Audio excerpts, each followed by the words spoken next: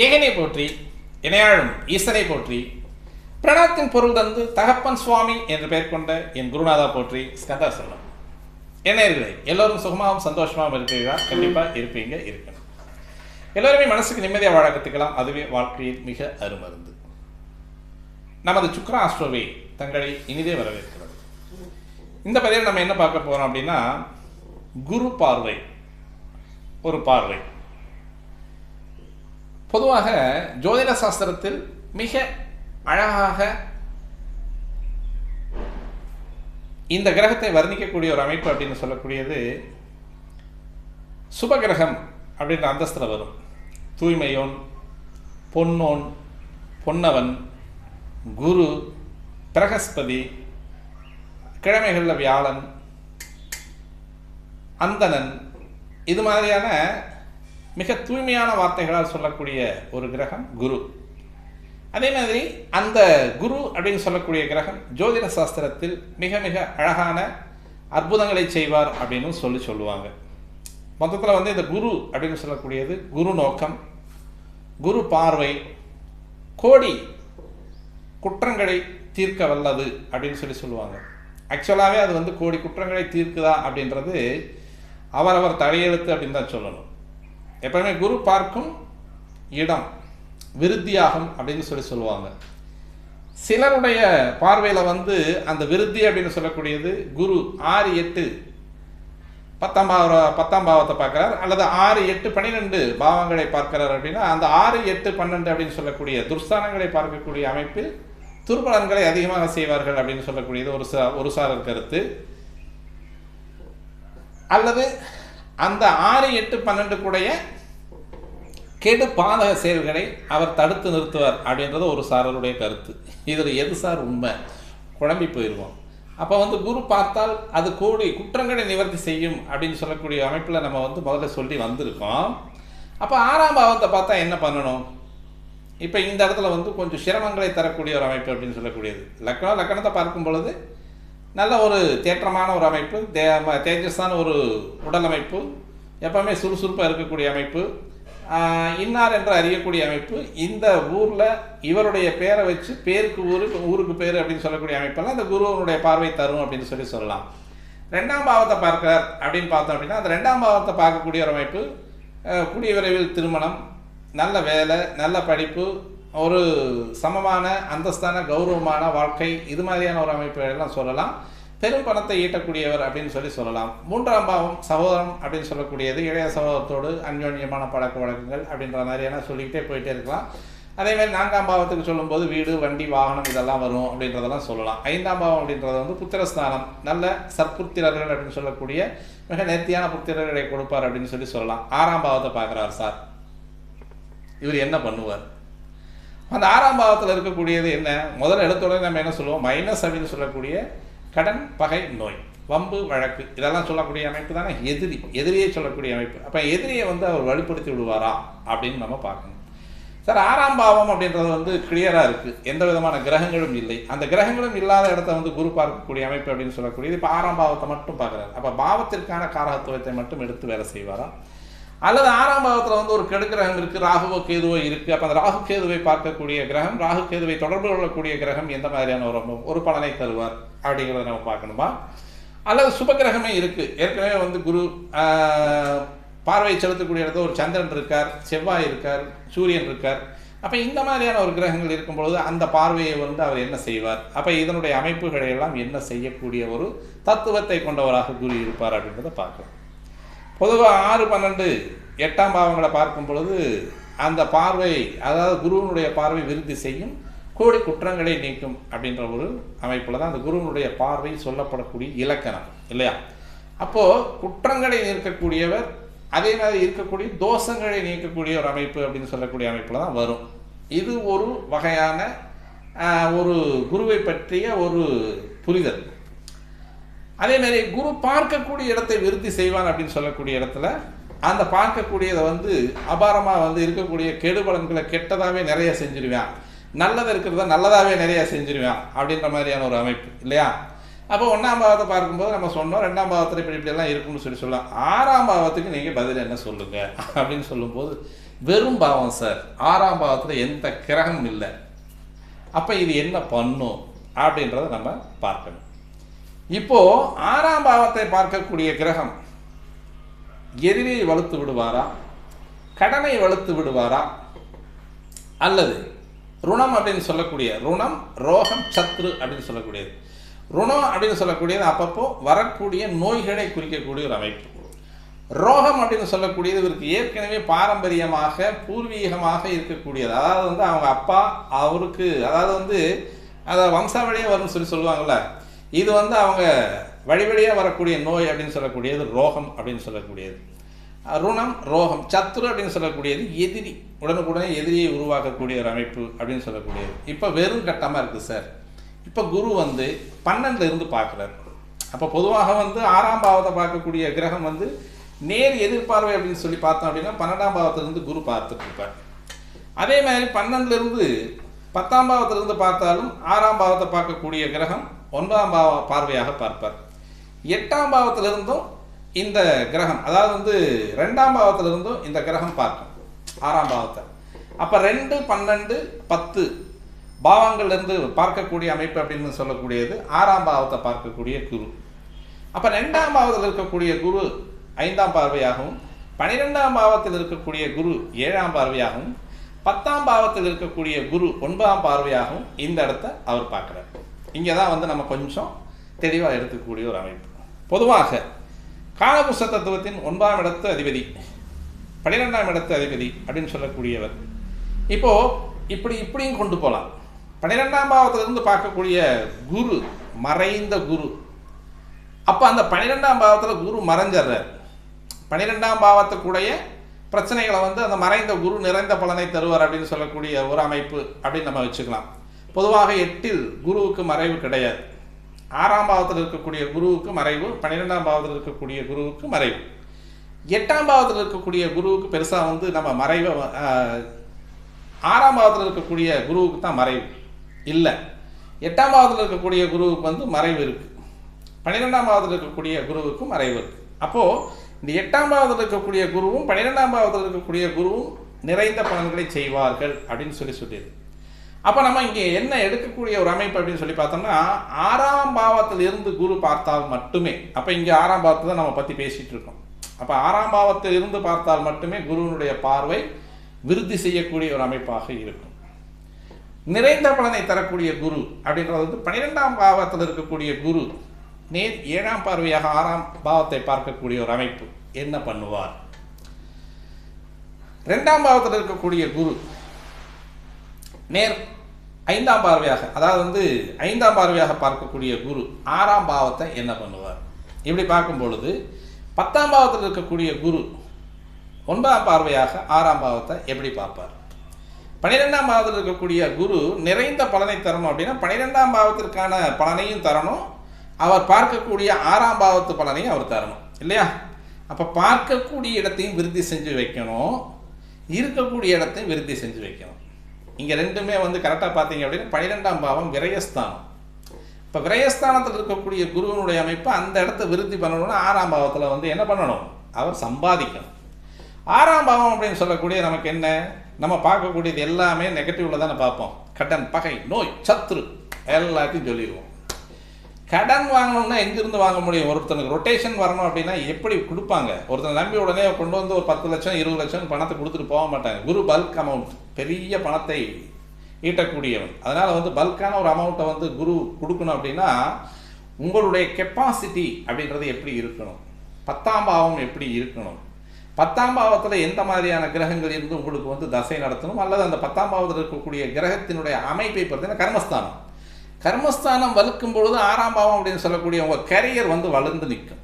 அப்போ வலுத்த ஒருத்தனுக்கு தான், ரொட்டேஷன் இருக்கக்கூடிய ஒருத்தனுக்கு தான், தொழில் இருக்கக்கூடிய ஒருத்தனுக்கு தான் ரொட்டேஷனுக்கு பணமும் கடனும் கிடைக்கும். உங்களுடைய சிபில் ஸ்கோர் பார்க்காம பேங்க்கில் தர மாட்டான், கடன் தர மாட்டான். அப்போ உங்களுடைய ரொட்டேஷன், அதாவது நீங்கள் வந்து சம்பாதிக்காமே இருந்தாலும் உங்களுக்கு வந்து அக்கௌண்ட்டு காமிச்சு உங்களுக்கு வந்து நிகரலாகவே காமிச்சுட்டு இருந்தீங்கன்னா லோன் தர மாட்டான். சார் 3 வருஷம் உங்களுடைய அக்கௌண்ட்டில் வந்து நீங்கள் எனக்கு லாபம் வந்துட்டுருக்குன்னு சொன்னாலும் லோன் தர மாட்டான். காரணம் புரியுதா உங்களுக்கு? அப் அண்ட் டவுனில் இருக்கணும். கீழே மேலே ஒரு வருஷம் வந்து உங்களுடைய கணக்கு வழக்குகளை வந்து நீங்கள் கீழே காமிக்கணும், நஷ்டத்தில் காமிக்கணும். ஒரு வருஷம் வந்து ஹையாக காமிக்கணும். ஏன் இவன் வந்து 3 வருஷமே வந்து உங்களுக்கு சிவில் ஸ்கோரில் வந்து உங்களுடைய லாபம் இருக்கும்போது ஏன் லோன் தர மாட்டேங்கிறான்னு உங்களுக்கே நீங்கள் வந்து கை நிறைய சம்பாதிக்கிறவங்களுக்கு லோன் தரணுங்கிற அவசியம் இல்லை. இது கான்செப்ட். கீழே இறங்குது அப்படின்னா அந்த பற்றாக்குறையை போடுவதற்கு வந்து அவர் வந்து மீண்டும் அந்த பற்றாக்குறையை கொடுத்தோம் அப்படின்னா அதுலேருந்து அவர் சம்பாதிச்சு லோன் கட்டுறதுக்கான வாய்ப்புகள் இருக்குது. இதுதான் வந்து அந்த ஜிக்ஜாக் அப்படின்னு சொல்லக்கூடியது, ஏற்றம் இறக்கம் அப்படின்னு சொல்லக்கூடிய ஸ்பெக்குலேஷன், வரவு செலவு. அப்போ 12ஆம் பாவத்திலிருந்து பார்க்கக்கூடிய கிரகம் மறைந்த குரு நிறைந்த பலனை தரக்கூடிய ஒரு அமைப்பில் 7ஆம் பார்வையாக 6ஆம் இடத்தை பார்க்கக்கூடிய செயல் என்பது அப்படின்றது உங்களுக்கு கரியர் நல்லா இருக்கும் அப்படின்றத நம்ம எடுக்கலாம். நல்லா இருக்கும் சார், தொழில் நல்லா இருக்கும். தெளிவான முறையில் உங்களுக்கு தொழிலை தரக்கூடியவனாக 12இல் அமர்ந்த குரு கண்டிப்பாக உங்களுக்கு அந்த வேலையை செய்வான். 6ஆம் பாவத்தில் மட்டுமே குருவிற்கு மறைவு கிடையாது. மறைவு இருந்தாலும் அந்த குருவினுடைய மறைவு உங்களை ஒரு பொழுதும் பாதிக்காது. அது அந்த இடத்துல வந்து தனித்த குருவாக இருந்தால் உங்களுடைய கரியரை வந்து அவர் வந்து நாசம் செய்வார், பிரச்சனையை கொடுப்பார், வம்பு வழக்குகளை கொடுப்பார். அங்கே 6ஆம் பாவத்தில் இருக்கக்கூடிய குரு அவருக்கு வந்து மறைவு கிடையாது. அந்த இடத்துல 12ஆம் பாவத்தில் இருக்கக்கூடிய குரு தான் உங்களுக்கு நன்மையை தரக்கூடியவனாக இருப்பான். 8ஆம் பாவத்தில் இருக்கக்கூடிய குருவும் நன்மையை தரக்கூடியவனாக இருக்கும். அதாவது வந்து அது மறைந்த குருவாக இருக்கும். அங்கே இருக்கக்கூடிய குரு மறைந்த குருவாக இருக்கும் பொழுது நிறைந்த பலனை செய்ய கடமைப்பட்டவர் அப்படின்ற ஒரு அந்தஸ்தில் என்ன பண்ணுவார் அப்படின்னா 12ஆம் பாவத்தில் இருக்கக்கூடிய குரு நேராக 7ஆம் பார்வையாக பார்க்கக்கூடிய அமைப்பு அப்படின்றது வந்து உங்களுக்கு நன்மையை தரக்கூடிய பார்வையாக இருக்கும். இப்போ என்ன ஆகும், வெறும் பாவம், வெறும் கட்டம், 6ஆம் பாவத்தில் எந்த விதமான கிரகங்களும் கிடையாது. அந்த கிரகங்களும் இல்லாமல் இருக்கக்கூடிய ஒரு அமைப்பில் குரு பார்க்கக்கூடிய ஒரு அமைப்பு அப்படின்னு சொல்லக்கூடியது உங்களுக்கு கரியரில் முதன்மையான அந்தஸ்தை தரக்கூடியவன். பல்கா கட்டுக்கட்டாக பணம் சம்பாதிக்கக்கூடிய அளவுக்கு உங்களுடைய தொழில் திறமையை மேம்படுத்தி வைப்பான். அதில் அதிக லாபத்தை ஈட்டக்கூடிய குருவாக உங்களுக்கு நல்ல ஒரு வாய்ப்பை தரக்கூடியவனாக இருப்பான். 10 பேர் ஒரு இன்டர்வியூவில் கலந்துக்கிட்டாலும் உங்களுக்கு முதன்மையான வாய்ப்பை கொடுத்து அந்த முதன்மையான வாய்ப்பில் இருக்கக்கூடிய அந்தஸ்தில் உயரிய பணி, தலைமை பதவி அப்படின்னு சொல்லக்கூடிய ஒரு அமைப்பை கொடுப்பான். ஒரு 10 பேர்த்துக்கு உங்களுடைய ஒரு அட்வைசிங் தேவைப்படும். அதாவது அறிவுரையை சொல்லி அவங்ககிட்ட வேலை வாங்கக்கூடிய ஒரு அந்தஸ்தான பதவியை கொடுக்கக்கூடியவனாக இருப்பான்.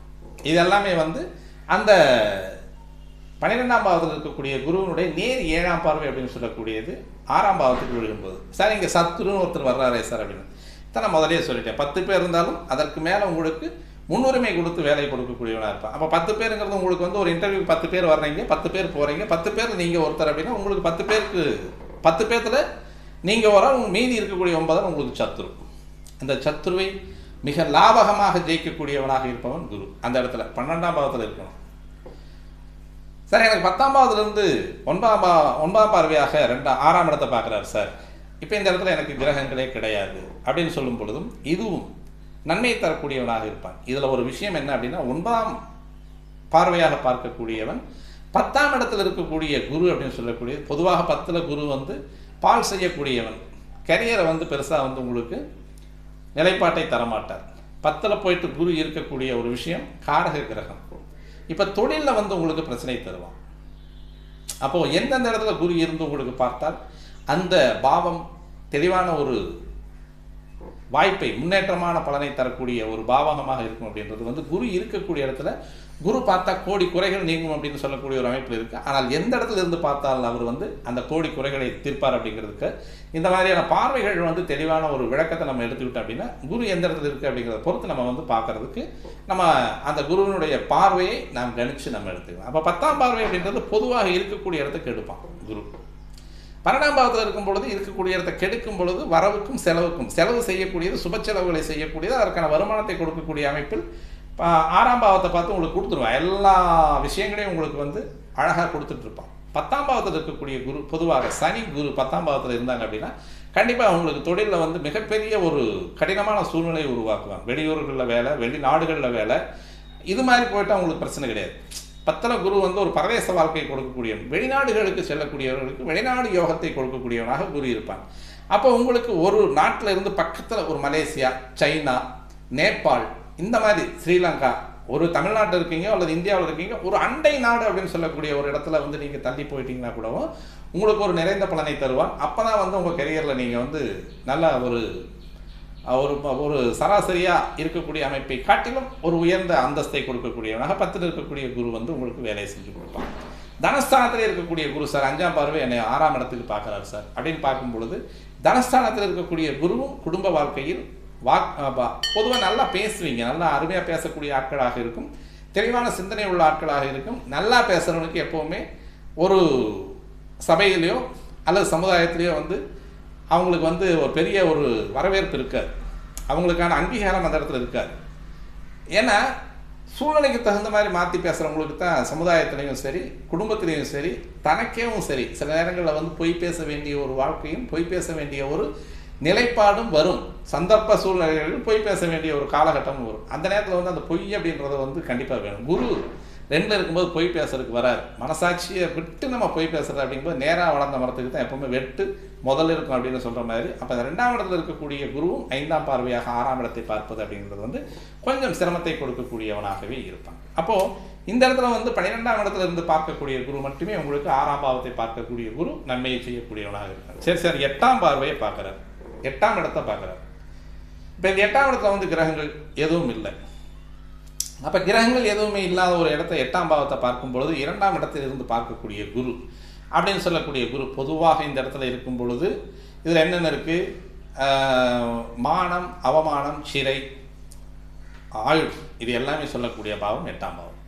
அப்போ இந்த இடத்துல இருக்கக்கூடிய அமைப்பு அப்படின்னு சொல்லக்கூடியது 8ஆம் பாவத்தை குரு பார்த்தால் நன்மையை தருவாரா அப்படின்னு பார்த்தோம்னா இங்கே நேர் 7ஆம் பார்வை அப்படின்னு சொல்லக்கூடியது 2ஆம் இடத்துல இருக்கணும். அது போக மீதி வந்து இங்கே 9ஆம் பார்வையாக பார்க்கக்கூடிய ஒரு அமைப்பு அப்படின்னு சொல்லக்கூடியது வந்து 12ஆம் பாவத்தில் இருக்கணும். 5ஆம் பார்வை அப்படின்னு சொல்லக்கூடியது வந்து உங்களுக்கு 4ஆம் பாவத்தில் இருக்கணும், 8ஆம் இடத்தை பார்க்கக்கூடியது. இங்கேயுமே 12ஆம் இடத்தில் இருக்கக்கூடிய குரு பார்க்கக்கூடியது தான் உங்களுக்கு பாக்கிய பார்வையாக பார்க்கக்கூடிய ஒரு அமைப்பு. 9ஆம் பார்வையாக பார்க்கக்கூடிய அமைப்பு 8ஆம் பாவத்தை பார்க்கக்கூடிய குருவாக இருந்தால் நன்மையை தருவனாக இருப்பார். அதிலே 4ல் இருக்கக்கூடிய குருவும் 2ஆம் இடத்தில் இருக்கக்கூடிய குருவும் பஞ்சாயத்து செய்யக்கூடியவங்க. எப்பவுமே 4ஆம் இடத்தில் இருக்கக்கூடிய குரு பெரும் வாகனத்தை வாங்கி அதன் மூலமாக செலவுகளை செய்யக்கூடியவர், அதன் மூலமாக வம்பு வழக்கு பெரும் பிரச்சனைகளை கொண்டு வந்து இங்கே கோர்ட்டு வம்பு வழக்கு கேஸு இதெல்லாம் போகக்கூடிய ஒரு அமைப்பை கொடுக்கும். 2ஆம் பாவத்தில் இருக்கக்கூடிய குரு 8ஆம் இடத்தை பார்க்கக்கூடிய ஒரு அமைப்பு அப்படின்னு சொல்லக்கூடியது இதுவும் பல அமைப்புகளில் தன் வாய்மொழியால் இல்லை இன்னொருத்தருக்கு வந்து நீங்கள் போயிட்டு ஜாமீன் கையெழுத்து போட்டு அதன் மூலமாக வரக்கூடிய அமைப்பு, சொத்து மூலமாக சேர்த்தலாம், அல்லது வந்து பிஸ்னஸில் போடலாம், அல்லது நண்பனை நம்பி போடலாம், அல்லது மனைவியை நம்பி போடலாம் அப்படின்னு சொல்லக்கூடிய இந்த கூட்டு அப்படின்னு சொல்லக்கூடிய அமைப்பில் நீங்கள் கொண்டு போய் போட்டு அதில் லாக் ஆகி அதன் மூலமாக கெட்ட பேர் வந்து உங்கள் கூட்டாளியை உங்கள் மேலே வந்து வம்பு வழக்கு வந்து உங்களுக்கு கேஸ் கொடுக்கறது, பிரச்சனை கொடுக்கறது, இதன் மூலமாக நீதிமன்றங்களை நாடுவது அப்படின்ற மாதிரியான ஒரு அமைப்புக்கு வந்து இந்த இடத்துல இருக்கக்கூடிய குரு வந்து சிரமத்தை கொடுக்கக்கூடியவனாக இருப்பான். அப்போ இங்கே எங்கே இருந்தால் சார் உங்களுக்கு நல்லதாக இருக்கும்? 12ஆம் பாவத்தில் இருக்கக்கூடிய குரு உங்களுக்கு 8ஆம் இடத்தை பார்ப்பது அப்படின்னு சொல்லக்கூடியது ஒரு நன்மையை தரக்கூடியவனாக இருப்பாங்க. சரி, இப்போ 12ஆம் பாவத்தில் இருக்கக்கூடிய ஒரு அமைப்பு, இந்த 12ஆம் பாவத்தை குரு பார்க்குறாரு. அப்போ இங்கே 6ஆம் பாவத்தில் இருக்கணும். 6ஆம் பாவத்தில் இருக்கக்கூடிய குரு அப்படின்றது வந்து இங்கே கெடுத்து அங்கே வளர வைக்கணும். இப்போ இந்த 6ஆம் பாவத்தில் இருக்கக்கூடிய கெடு குணங்களை கெடுக்கக்கூடியவனாக இருக்கும். பொதுவாக வந்து 6ஆம் பாவத்தில் வந்து ருண ரோக சத்துரு. இப்போ இந்த இடத்துல வந்து நம்ம கெரியர் எடுக்கணுங்கிற அவசியம் இல்லை. 6ஆம் பாவத்தில் குரு மறையணும். அப்போ 6ஆம் பாவத்தில் இருக்கக்கூடிய குரு மறையக்கூடிய ஒரு அமைப்பு அப்படின்னு சொல்லக்கூடியது 6ஆம் பாவத்தில் வந்து குருவுக்கு மறைவு இல்லை அப்படின்னு நம்ம சொல்லியிருக்கோம். அப்போ 6ஆம் பாவத்தில் இருக்கக்கூடிய குருவுக்கு மறைவு இல்லை அப்படின்னு சொல்லும்பொழுது என்ன ஆகும் அப்படின்னா இந்த 6ஆம் பாவத்தில் வந்து எதிரிகளும் உழைப்பார்கள். எதிரிகளும் நமக்கு கண்ணுக்கு தெரியாமல் தொழிலை நேர்த்தியாக வச்சுருப்பான், தொழிலில் உயர்வான ஒரு லாபத்தை கொடுப்பான், நல்ல ஒரு மரியாதை கொடுப்பான். எல்லாமே கொடுத்துட்டு இருக்கும்போது கூடவே எதிரிகளையும் வளர்த்திக்கிட்டே வரும். இதை சமாளிக்கிறது அப்படிங்கிறது வந்து ஒரு காலகட்டத்தில் மிக கடுமையாக ஒரு சிரமத்தையும் பலனையும் அனுபவிக்க வேண்டிய ஒரு சூழ்நிலையை இந்த 6ஆம் பாவத்தில் இருக்கக்கூடிய குரு கொடுப்பதற்கான வாய்ப்புகள் நிறைய இருக்குது. சரி, இங்கே 8ஆம் பாவத்திலிருந்து 12ஆம் பாவத்தை பார்க்குறான். சூப்பராக இருக்கும், எந்த விதமான பிரச்சனையும் கிடையாது. 8ல் வந்து குருவின் மறைவு அப்படின்னு சொல்லக்கூடியது மறைந்த குரு நிறைந்த பலனை தரக்கூடிய ஒரு அந்தஸ்தாக இருக்கும். இப்போ 4ஆம் பாவத்தில் இருக்கக்கூடிய குரு 12ஆம் இடத்தை 1ஆம் பார்வையாக பார்க்கக்கூடிய அமைப்பு, இதுவும் ஒரு பஞ்சாயத்தை கொடுக்கக்கூடிய ஒரு அமைப்பாக இருக்கும். அப்போ இந்த மாதிரியான குருவினுடைய பார்வை நமக்கு வந்து நன்மையை தரக்கூடிய ஒரு அமைப்பு அப்படின்னு சொல்லக்கூடியது எப்பவுமே அவர் நன்மையை தருவாரா அப்படின்றத வந்து இந்த ஒரு செக்மெண்ட்டில் இந்த மாதிரியான ஒரு விஷயங்களை எடுத்து பார்க்கும் பொழுது இந்த குருவனுடைய அமைப்பு அப்படின்னு சொல்லக்கூடியது இருக்கக்கூடிய இடத்தை பொறுத்து அவர் பார்க்கக்கூடிய பலன்களுக்கு விருத்தியும் அபிவிருத்தியும் அப்படின்னு சொல்லக்கூடியது. அதே மாதிரி அந்த விருத்தி வந்து விருத்தி இல்லாமல் போவது கெடுவது அப்படின்னு சொல்லக்கூடியது. வம்பையும் கொடுக்கறது, வழக்கையும் கொடுக்கறது அப்படின்றது வந்து இந்த குருவினுடைய அமைப்பு எந்த பாவத்திலிருந்து எந்த பாவத்தை பார்த்துட்டு இருக்கு, அதில் 5, 7, 9 பார்வைகள் எங்கிருந்து விழுகுது, அந்த விழுகக்கூடிய பார்வைகள் வந்து அந்த பாவத்தை பலப்படுத்துமா பலப்படுத்தாதா அப்படிங்கிறத பொறுத்து நம்ம வச்சுக்கணும். சரி, தனித்த குருவாக இருந்து பார்த்தால் இந்த மாதிரியான ஒரு அமைப்பு அப்படின்னு சொல்லிட்டோம் அப்படின்னா, இந்த தனித்த குருவாக இல்லாமல் கூட ஒரு கிரகம் சேருது, அது சுபகிரகமாக இருக்கும் பொழுது, உதாரணமாக ஒரு சுக்கிரன் சேர்றார், வளர்பிறை சந்திரன் சேர்றார், சூரியனே சேர்றார், அப்போ ஒளிமிகுந்த கிரகம். இப்போ இந்த கிரக சேர்க்கை அப்படின்னு சொல்லக்கூடியது மிக நெருங்கிய பாகையில் இருக்கக்கூடாது.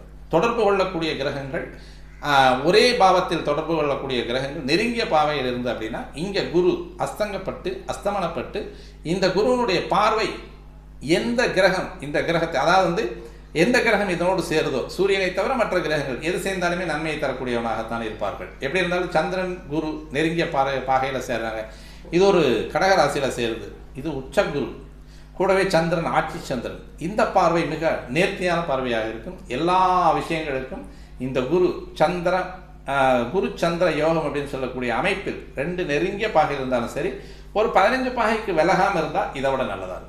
இந்த யோகம் அப்படின்னு சொல்லக்கூடிய அமைப்பில் உங்களுக்கு குரு தசையோ சந்திர தசையோ ஏதோ ஒரு தசைகளில் வரக்கூடிய குரு சந்திர புக்திகளில் உங்களுக்கு வாழ்க்கை முழுவதுமே யோகமான பலன்களை தரக்கூடிய ஒரு அமைப்பாக இந்த கிரகங்களுடைய கூட்டு அப்படின்னு சொல்லக்கூடியது இருக்கும். இங்கே வந்து பஞ்சாயத்து என்ன அப்படின்னா, புதன் சேரக்கூடாது. புதன் கல்விக்காரகன், குரு ஆசிரியன் அப்படின்னு சொல்லக்கூடிய கிரகமும், கல்வியை கற்றுக்கொள்ளக்கூடிய மாணவன் அப்படின்னு சொல்லக்கூடிய கிரகம் குரு புதன் 2 பேர் சேரும் பொழுது இவங்க முடிவெடுக்கிறதுல வந்து மிக தயக்கமுள்ள நபர்களாக இருப்பார்கள். அதேமாதிரி குரு கேது இங்கே மோட்சக்காரன், இங்கே வந்து அறிவு கிரகம் மோட்ச கிரகம் சேரும் பொழுது மனசு பூராமே வந்து ஆன்மீகத்தை நோக்கியே போயிட்டுருக்கு. ஏற்கனவே இங்கே அறிவும் இருக்குது, இங்கே அதிகமாக படிக்கக்கூடியது. அதே மாதிரி மோட்சம் அப்படின்னு சொல்லக்கூடியது ஞானத்தை பெறக்கூடியது. இங்கே ஞானம் அப்படின்னு சொல்லக்கூடியது குறிப்பிட்ட வயசில் ஒரு 30, 32 அதுக்கு முன்னால் வரக்கூடிய ஒரு அமைப்பு அப்படின்னு சொல்லக்கூடியது. குரு கேது இணைவு இருக்கிறவங்களுக்கு குரு தசையோ கேது தசையோ வராமல் இருப்பது மிகச்சிறந்தது.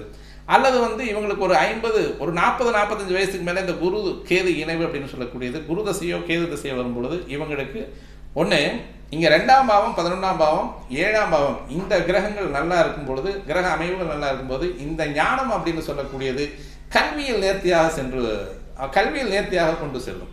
அவ்வளோ நல்ல கல்வியை கொடுத்து கல்வியினுடைய அடிப்படை ஆதாரத்தை உயர்த்தி இந்த கல்வியில் மேம்பட்டு மிக பலமான ஒரு நேர்த்தியான ஒரு தொழிலதிபராகவோ, மருத்துவ அதிகாரியாகவோ, மருத்துவ நிபுணனாகவோ, ஒரு விஞ்ஞான ரீதியாக விஞ்ஞானத்தை கூர்ந்து ஆராய்ந்து பல பொருள்களை கண்டுபிடிக்கக்கூடிய ஒரு நபராக, படிப்பில் நல்ல ஒரு சாமர்த்தியமான ஒரு நபராக இருக்கக்கூடிய ஒரு அமைப்பு இருக்குது. பொதுவாக குரு ராகு சேர்க்கை அப்படின்றது வந்து சிரமத்தை கொடுக்கக்கூடியது, அது சமுதாயத்திற்கு நல்லது அல்ல. இந்த குரு ராகு சேர்க்கையில் வந்து பார்க்கக்கூடிய பார்வையும் எந்த ஒரு பாவத்தில் பார்க்கப்பட்டாலும் அது நன்மையை தரக்கூடிய அமைப்பாக இருக்காது. அதேமாதிரி குரு ராகு ஆப்போசிட்டில் பார்த்தாலும் எந்த பாவத்தை அந்த குரு பார்த்தாலும் கண்டிப்பாக அந்த பாவம் நசிக்கப்படும். அதில் வந்து எந்த விதமான சந்தேகம் கிடையாது.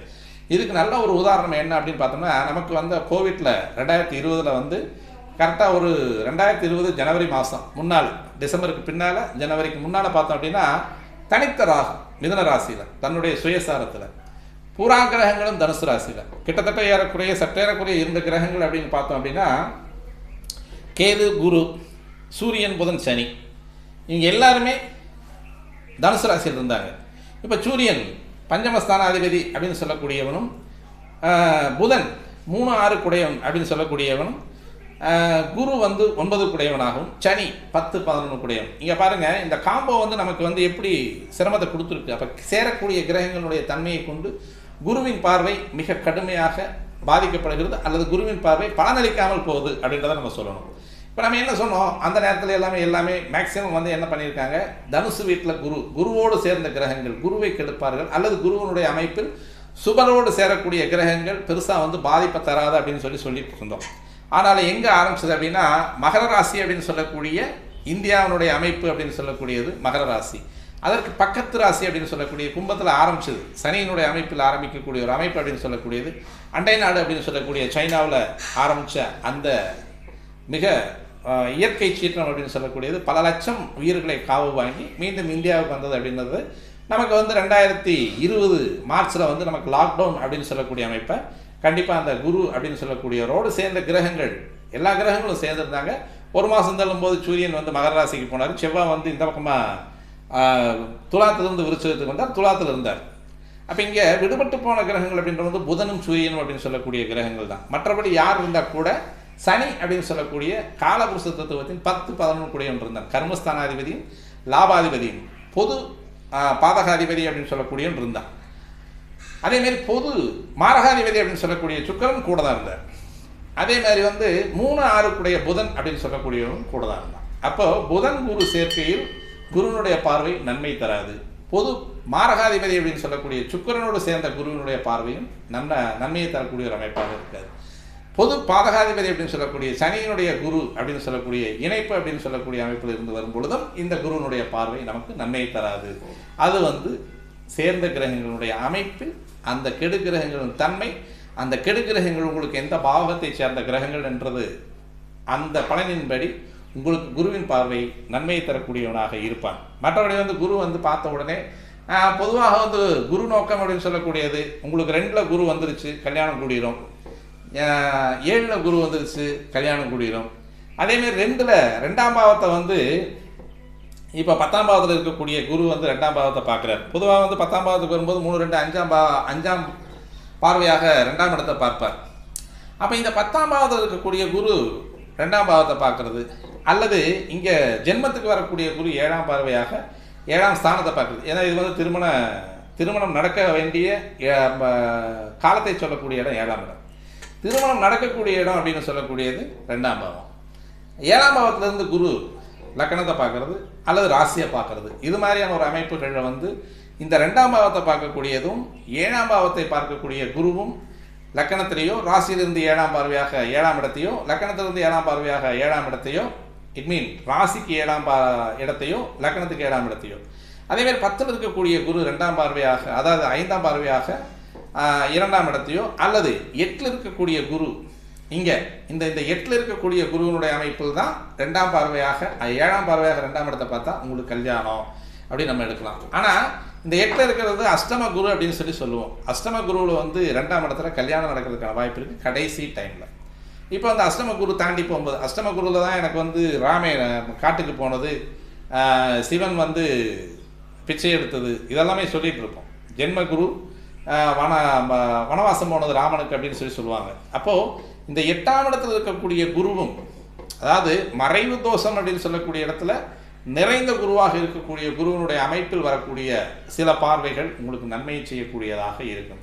அப்போ 2ஆம் இடத்துல குரு வரும்பொழுது நமக்கு நன்மை நடக்குமா சார் அப்படின்னா, அந்த இடத்துல வரும்பொழுது பண வரவை முதல்ல தடுத்துருவார். அப்புறம் கல்யாணத்துக்கு கடன் வாங்க வேண்டியதாக இருக்கும். அப்போ 2ஆம் இடத்துல இருக்கக்கூடிய குருவினுடைய பார்வை எங்கே விழுகும்? 8, 6, 10 இந்த இடங்களுக்கு விழுகும். அப்போ 6, 8, 10 பாவங்களுக்கு விழுகக்கூடிய இடம்.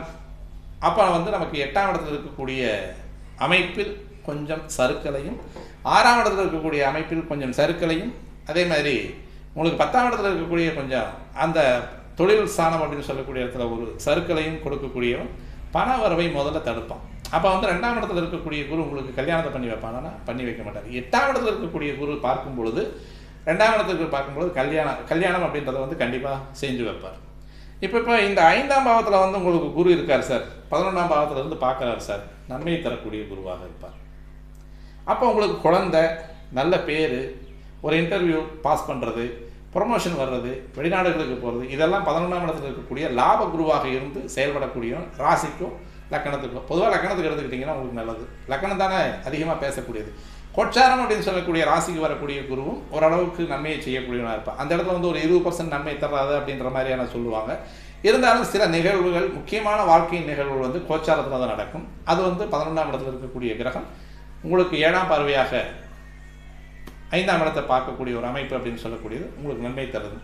ஜென்மத்தில் வரக்கூடிய குரு, லக்கணத்துக்கு வரக்கூடிய குரு 5ஆம் இடத்துக்கு 5ஆம் பார்வையாக பார்க்கிறது குழந்தைகளை பெறக்கூடிய ஒரு அமைப்பு, நன்மை தரக்கூடியவனாக இருப்பான். இது மாதிரி குருவனுடைய பார்வைகள் வந்து எந்த இடத்துல குரு இருக்குது, அந்த பார்வைகள் எப்படி இருக்கும், அதேமாதிரி அதனோடு சேரக்கூடிய கிரகங்களுடைய அமைப்பு, இதை வச்சு தான் குருவனுடைய பார்வை நன்மையை தருமா கெடுதியை தருமா அப்படின்றத நம்ம எடுத்துக்கணும். ஒழிய பொதுவாக குரு இருக்கார், குரு பார்க்க கோடி நன்மை, குரு பார்க்க கோடி குற்றங்கள் விலகும் அப்படின்றத வந்து முழுமையாக எடுத்துக்கிட்டோம் அப்படின்னா அதன் மாதிரி ஒரு மடமை அப்படின்னு சொல்லக்கூடியது வேறு எந்த விதமாகவும் இருக்காது. கொஞ்சம் உன்னிப்பாகவும் கவனிப்பாகவும் பார்த்து குருனுடைய பார்வையை நம்ம தெரிஞ்சுக்கலாம்னு சொல்லி நம்ம இந்த வீடியோ முடிச்சுக்கலாம். மீண்டும் நல்லதொரு பதிவோடு உங்களை சந்திக்க வருகிற நண்பர்களே, நன்றி, வணக்கம்.